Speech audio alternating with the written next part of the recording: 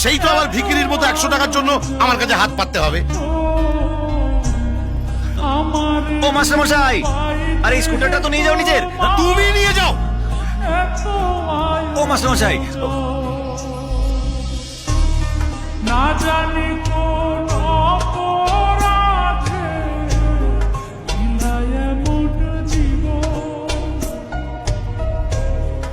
আমার পুরাইতে তোমার এত আয়োজন,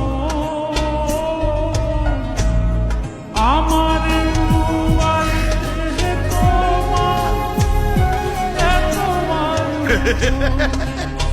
চাকরি পেয়েছি, চাকরি পেয়েছি।